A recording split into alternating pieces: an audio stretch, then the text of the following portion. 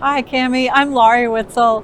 I'm National Vice President of Policy Research for the American Heart Association, and I also have the opportunity to lead a national physical activity alliance that's addressing policy and systems change to promote physical activity across the population. It's such precision public health is so important, Cami, and it's a privilege actually to be in this space where we could be upstream, helping people to be healthy, helping people stay out of the hospital or the health system. What we're doing is first, it's a stepwise process and it's a multi-pronged effort. So there are multiple government agencies that we need to work with to address this. But first we need to standardize the measures that we have in the electronic health record for, in my case, we're working on physical activity right now.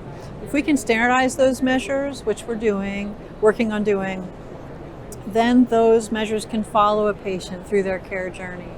And we can facilitate, for example, the conversation they have with their clinician about whether they're physically active. And if they're not, how do they become more physically active? And we then provide a prescription for that to happen. And then they refer out into the community to connect with community resources, whether it's their local health and fitness club or YMCA or a health and fitness professional.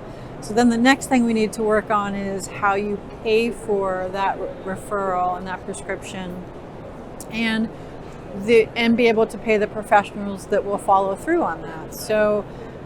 And then we need to work with agencies like the National Commission on Quality Assurance to say, how can we incentivize providers to have this conversation with their patients when they're so busy and they've got to squeeze it into a very short appointment.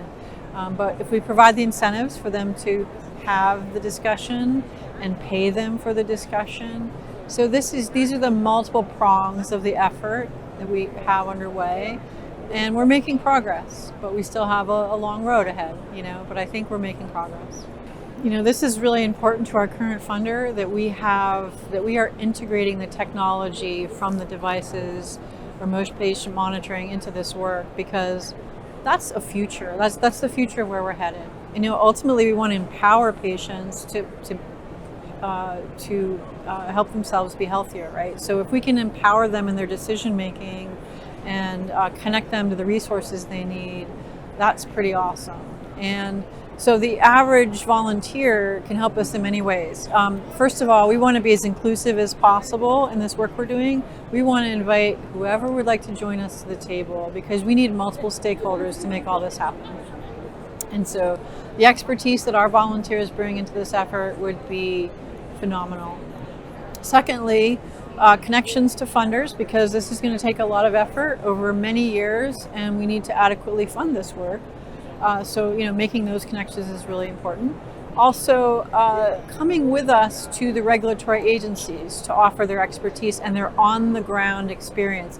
What's really happening in the clinician office.